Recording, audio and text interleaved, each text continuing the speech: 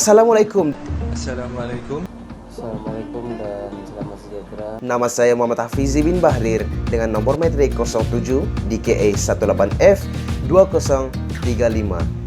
Nama saya Muhammad Nasir Fakir bin Muhammad. Nomor metrik 07 DKA 18F 2003. Nama saya Muhammad Azli bin Abdul Aziz. Nomor metrik saya ialah 07 DKA 18F 2028. Sungai merupakan sumber utama bagi kegunaan air minuman serta pengairan dan saliran. Sehingga kini, sungai merupakan sumber utama perikanan daratan, rekreasi serta masih digunakan sebagai laluan perairan.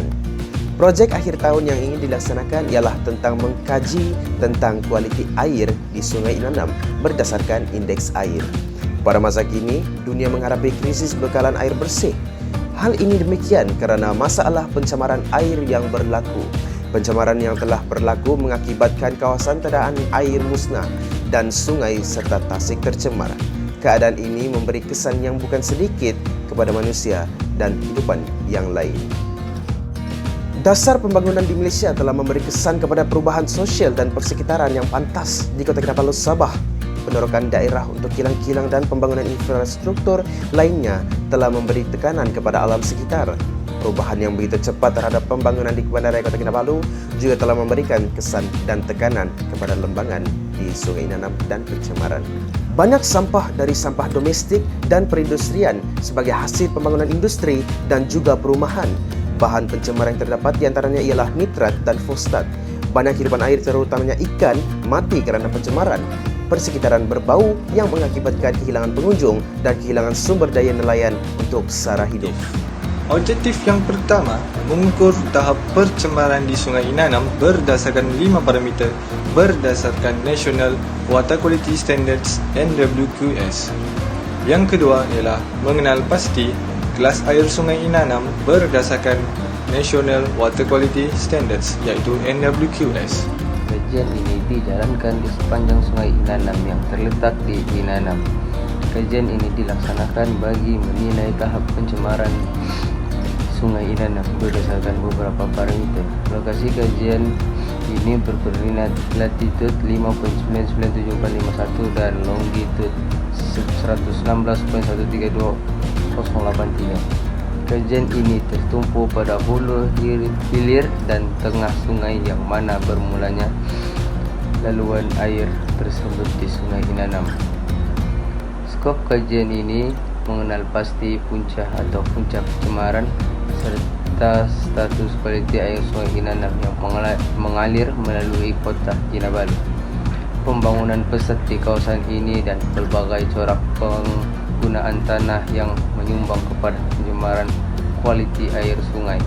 Selain itu, skop kajian dikhususkan kepada beberapa parameter yang terlibat dalam proses rawatan air serta parameter dalam pengkelasan air sungai. Yang pertama, mengenal pasti tajuk kajian. Yang kedua, mencari kenyataan masalah tentang tajuk kajian tersebut. Yang ketiga, membuat literature. Yang keempat, kami membuat lawatan ke lokasi kajian. Yang kelima, pengambilan sampel. Selepas membuat pengambilan sampel, kami mengumpul data dan menganalisis data. Dan yang terakhir, kami membuat penilaian tentang kajian tersebut. Data yang kami perolehi untuk BOD pada hari pertama dan kelima ialah bagi session 1 ialah 9.0 dan 5.2. Seterusnya, session 2 ialah 9.0 dan 4.68. Akhir sekali, session 3 ialah 8 dan 4.52. Merujuk jadual National Water Quality Standards, data BOD terletak pada kelas ketiga. Bagi data DO pula, purata keseluruhan ialah 8.17. Merujuk NWQS, data DO untuk session 1 ialah kelas 1 dan session 2 dan 3 ialah kelas 2A. Seterusnya, pH, purata keseluruhan yang diperolehi ialah 6.92. Merujuk NWQS, data pH terletak pada kelas yang pertama. Di samping itu, turbidity, Purata keseluruhan yang diperoleh ialah 35.75. Merujuk NWQS, data terperdidi terletak pada kelas 2A. Akhir sekali, Suspended Solid merujuk kepada NWQS, data SS terletak pada kelas 1A.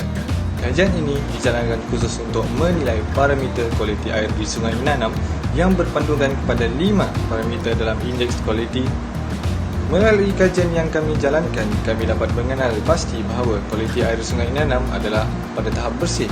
Hal ini kerana kadar konsentrasi parameter seperti BOD, DO, SS, pH dan turbidity didapati tinggi di beberapa stesen.